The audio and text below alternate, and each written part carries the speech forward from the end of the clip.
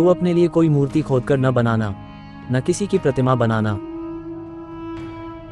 जो आकाश में या पृथ्वी पर या पृथ्वी के जल में है। तू उनको दंडवत न करना और न उनकी उपासना करना।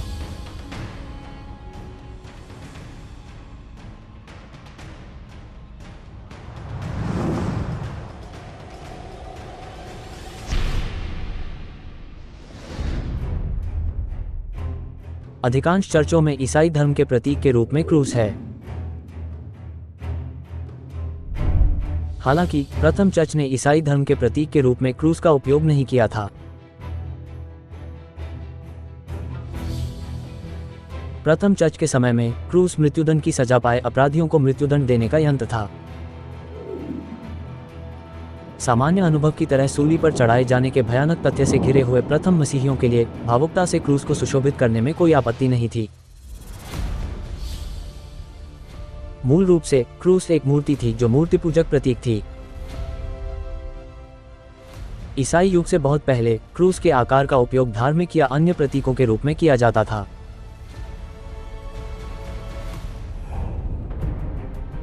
क्रूस को ईसाई धर्म के चिन्ह के रूप में मसीही लोगों द्वारा कॉन्स्टेंटाइन के समय में चुना गया था।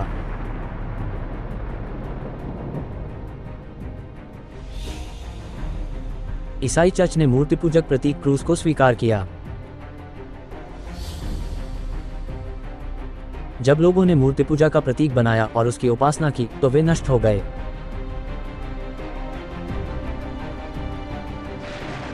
अशेरों और मूर्तों की उपासना करने लगे। अतः उनके ऐसे दोषी होने के कारण परमेश्वर का क्रोध यहूदा और यरूशलेम पर भड़का।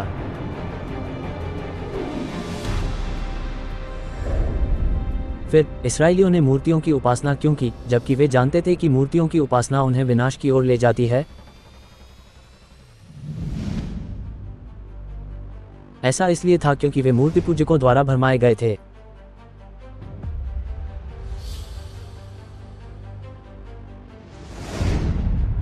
मूर्ति पूजकों ने इस्राएलियों को यह विश्वास करने के लिए भरमाया कि मिस्र की मूर्ति परमेश्वर है और उन्हें मूर्ति की उपासना करने के लिए उकसाया। आज भी मूर्ति पूजक लोगों को यह विश्वास दिलाकर धोखा देते हैं कि क्रूस ईसाई धर्म का प्रतीक है और यीशु के बलिदान की याद दिलाता है, ताकि वे क्रूस यानी एक मूर्ति की उपासना करें।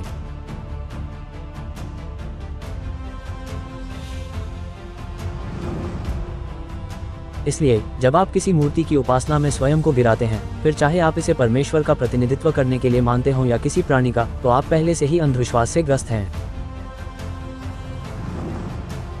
शापित हो वो मनुष्य जो कोई मूर्ति कारीगर से खुदवाकर या धलवाकर निराले स्थान में स्थापन करे, क्योंकि इससे यहोवा घृणा करता है।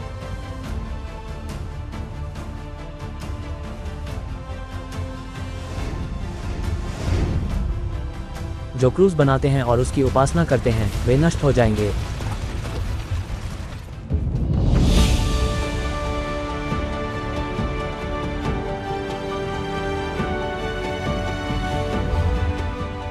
मसीह द्वारा स्थापित नई वाचा पर विश्वास कीजिए और मसीह के लहू में सहभागी होने के द्वारा उद्धार पाइए।